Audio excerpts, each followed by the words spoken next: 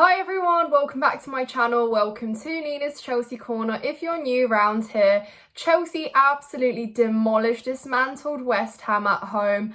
5-0, what a London derby, just to make up for that 5-0 defeat a little bit at the Emirates Stadium.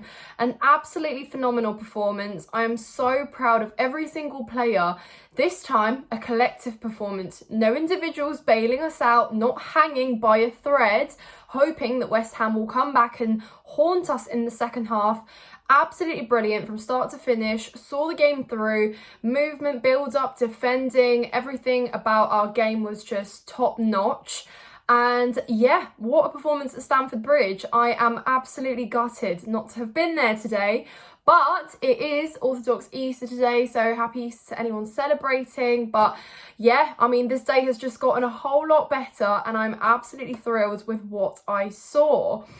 I mean, if we want to talk about improvement from last season, guys, you know, forwards on the score sheet, on the assists, goal contribution, just an actual collective performance. We haven't seen many of these this season, and we've said, you know, Cole Palmer has literally been our saving grace, but what we saw today was just thrilling. And regardless whether, you know, West Ham turned up as their best selves, I don't think they did, but I don't think it was a case of West Ham being terrible and us just being, you know, like playing against the terrible West Ham side. I think we actually did a hard job. We did a very good job at genuinely making this result about how good we played. And West Ham equally could have had goals themselves. I think Jared Bowen could have had a hat-trick. He's hit the crossbar so many times, hit the post. And again, like Areola made a lot of saves. I think we could have scored a few more. Petrovic had a couple saves. So really, it was just a thrilling, entertaining game. To any rival fan watching this, you are welcome. One thing Chelsea will do this season is provide entertainment. It's provided a lot of frustration, a lot of anger and happiness equally. And like I said, this season has been a roller coaster. But Chelsea, thank you so much for this performance today. It was incredible, and in a season where things have been so inconsistent, our record at Stamford Bridge this season, again, is a step up from the last. So, you know, take it day by day, whatever you want to call it, small steps. It's, you know, standards are low. So again, I am taking a lot of pride from this performance today. But let's get into it, because I was so happy, guys, and I'm sure you Chelsea fans will agree, to see Thiago Silva back in and to see so much depth in our bench. You know, Nkunku's back in there, Sterling back from injury, Gusto in there as well, obviously Alfie Gilchrist, who started our last game, and, you know, Cassidy, who got some minutes, and actually seeing some talent there as well. It was really, really great to see. Obviously, Trevor Chalobah in the right back role, because as soon as Thiago Silva's back, he's obviously accompanied by Badiashile with Cucurella on the left. And honestly, guys, I just thought to myself, we are going to be a bit fatigued. We obviously had to play nearly full 90. A lot of the players did against Tottenham. That was also a tough game. It's a London derby at the end of the day. And I just thought West Ham have had a break. They're a very physical side, and regardless of how inconsistent they have been, and regardless of how Moyes has been setting them up, they can still arrive and cause some problems. They've got clinical players up front. They have a lot of height as well, and on set pieces, we know that that's a weakness in ours, defending those. So I genuinely thought they could bring us some danger. That was prior to the game. I even predicted a draw. That is how uncertain I was. And sorry, Chelsea, yeah, I had a little bit of a lack of trust, but you can forgive me for that this season, can't you? Because we win and then it's almost stripped back away, taken away. But clearly, those players set out with a real point to prove today. Everybody turned up, every single one. It's one of those games where you struggle to pick a man of the match. And usually in a lot of these cases, it's been Cole Palmer, or, you know, it's been Malo Gusto, or we've not actually had a man of the match at all because of abysmal performances or whatever. But, you know, today I can praise so many. You know, Madueke was exceptional. Caicedo, his passes as well, and the way he was involved in build-up, brilliant. Cucurella and his inverted role. You can call him CAA because he's the new Trent Alexander-Arnold. But no, jokes aside, he has been absolutely living it up recently since he's been in the lineups. Jackson as well, clinical as you like. And again, just so many players that you can honestly say Again, Cole Palmer is so heavily involved, and we just looked at ease every time we had the ball. Everyone was calling for it. Everyone had a little bit of self-esteem to try a shot or to take on their man. And again, just so alive, guys. And I said to myself at half-time, I thought, wow, you know, we've been treated here this first half, but million-dollar question, can we repeat that, replicate that, continue that on in the second half? And we did. Jackson, a brace, doubled up, and honestly, again, like, I'm just so thrilled, guys. There's not much analysis because there's a lot of emotion in me today, and I'm sorry, there's some kids screaming on a trampoline outside.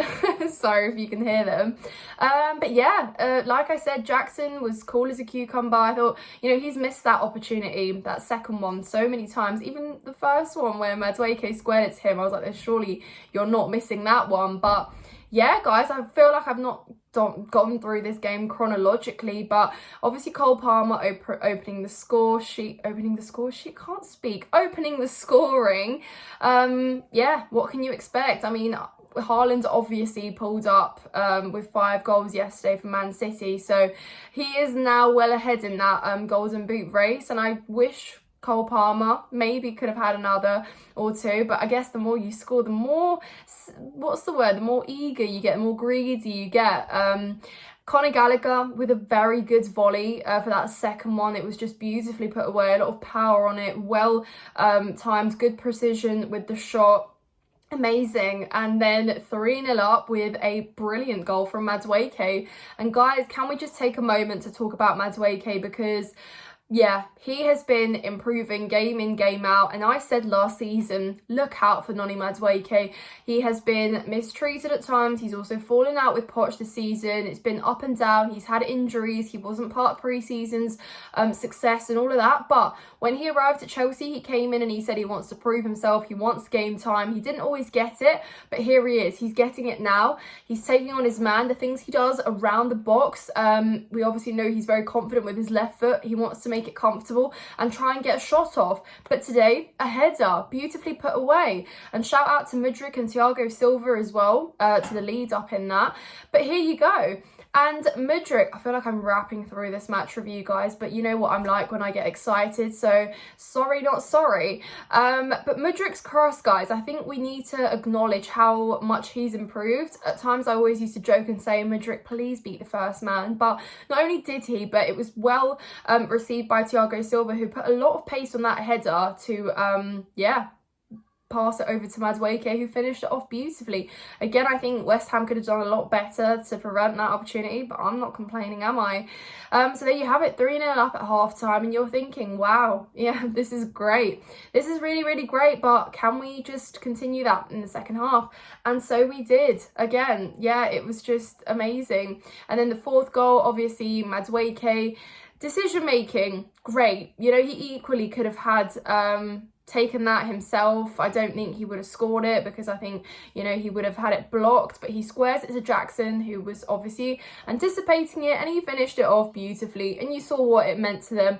And guys, I think whoever remembers against Everton, my very unpopular opinion about me appreciating the fact that Jackson went and stood up for Madueke when he wanted to take the pen, I never really saw that as a negative trait. I think he could have potentially handled the situation better. His attitude could have been better, but I actually really like the fact that Jackson went and backed Madueke. You can really see that these players have formed relationships on the pitch, off the pitch. They seem to be really gelling and getting on. You can see it in their celebrations as well. And again, huge step up from last season, guys. Players didn't really seem to care. These players do. And I keep saying it this season, when we have been questioning them, when we have been frustrated with them, they have always cared. It's not been a case of questioning that. It's been a case of them lacking quality at times. So they care. They just lack quality at times.